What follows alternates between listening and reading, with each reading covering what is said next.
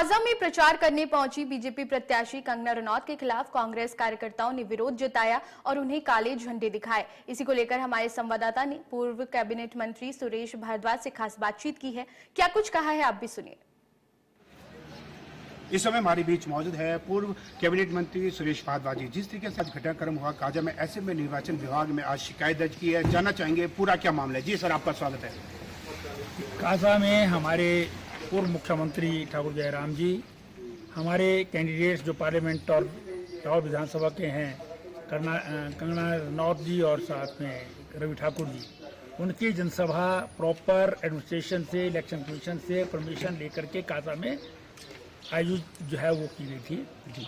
लेकिन दुर्भाग्यवश हिमाचल प्रदेश की कांग्रेस सरकार जो है इतनी बौखला गई है कि उन्होंने अपने कुछ अधिकारियों की मिलीभगत से या प्रेशर के कारण उसी वेन्यू के साथ जो है वो कांग्रेस को भी परमिशन दे दी, जो election model code of conduct के खिलाफ है। एक ही स्थान पर जो है वो दोनों पार्टियों को, दो कैंडिडेट्स को जो है वो कभी परमिशन जो है वो नहीं दी जाती है। लेकिन उन्होंने वहाँ पर जो है वो बीजेपी की मीटिंग को डिस्टर्ब किया और उसके बाद जो है जब केवल जो है अपना हमारा जो मोटर वगैरह जिसमें हमारे कैंडिडेट सीताजी थे वो जाने लगे तो उसके ऊपर पथराव किया, जिसमें हमारे जो है एक कार्यकर्ता को फ्रैक्चर हो गया है और 2 लोग जो है जख्मी हो गए हैं उसमें, और ज़्यादा भी उसमें जो है नुकसान हो जाता, लेकिन क्योंकि गाड़ियों में थे इसलिए जो है वो निकल गए। लेकिन इस प्रकार की घटना जो है वो दुर्भाग्यपूर्ण ही नहीं वरन ये मिली भगत है एडमिनिस्ट्रेशन और कांग्रेस की, क्योंकि कांग्रेस की सरकार हिमाचल प्रदेश में जो है वो थोड़े दिन के लिए अभी चल रही है, तो उसका जो है वो ये नाजायज फायदा उठाने की कोशिश कर रहे हैं। सर, ये भी जानना चाहेंगे, इससे पहले जिस तरीके से जो नामांकन पत्र जो शिमला संसदीय क्षेत्र के विनोद सुल्तानपुरी ने 13 को किया था, वहीं जो भाजपा ने 13 की जगह फिर 12 को किया। क्या इससे पहले भी कभी ऐसा घटनाक्रम हुआ है राजनीति में हिमाचल में कि एक ही दिन में 2 ही जो पार्टी है? हिमाचल का सवाल नहीं है, ये इलेक्शन कमीशन ऑफ इंडिया की सख्त हिदायत है जी। आप देखते होंगे कल केजरीवाल जी का जो है वो बीजेपी हेडक्वार्टर पर जो है वो धरना देने का जो प्रदर्शन करने का था, लेकिन पुलिस ने जो है वो उन्होंने बिना परमिशन के ले रहे थे तो उन्होंने उनको रोका।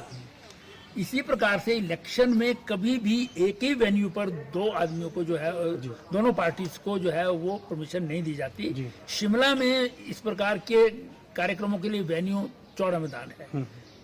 13 तारीख को विनोद सुल्तानपुरी जी को भी अपना नॉमिनेशन भरना था और सुरेश कश्यप जी को 13 को ही नॉमिनेशन पेपर भरना था, और सब लोग उसी दिन जो है अपनी रैली करते हैं और नॉमिनेशन पेपर भरने के लिए। लेकिन क्योंकि विनोद सुल्तानपुरी जी ने पहले अप्लाई कर दिया था इसलिए उनको परमिशन मिल गई। हमने जब अप्लाई किया तो हमको बताया कि यहाँ परमिशन मिली हुई है, इसलिए इस टाइम पर हम परमिशन आपको नहीं दे सकते हैं, आप उसके अलावा जो है दिन में किसी में भी जो है वो ले लें।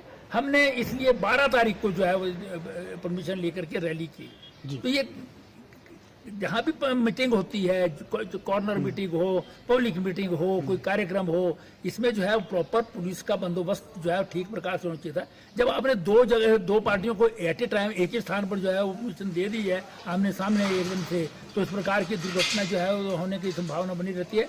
और वो क्योंकि जानबूझ करके जो है वो कांग्रेस ने ली थी और उन्होंने उसमें जो नारेबाजी की, डिस्टर्बेंस की और जो इस प्रकार से जो है वो गंदे गालियां तक जो वहाँ पर दे रहे थे और फिर पथराव उन्होंने किया है, ये तो जानबूझ करके जो है वो सीधी ऐसी एक जो है वो घटना हुई है जो कोई अचानक नहीं हुई है, बल्कि ये जानबूझ कर की गई है। इसलिए हमने चीफ इलेक्टोरल ऑफिसर को आज जो है मेमोरेंडम दिया है कि इस पर जो है वो तत्काल जो है वो कार्रवाई की जाए और जो वहाँ के ऑफिसर्स हैं जिन्होंने इस प्रकार की कोताही बरती है उनके खिलाफ एक्शन लिया जाए। जी बिल्कुल, ये थे पूर्व मंत्री सुरेश भारद्वाज जी। इनका कहना है कि एक ही वेन्यू पर 2 पार्टियों को अनुमति नहीं दी जाती है और ये सोची समझी चाहती। जी कामेश्वर शर्मा की रिपोर्ट शिमला से, इंडिया न्यूज।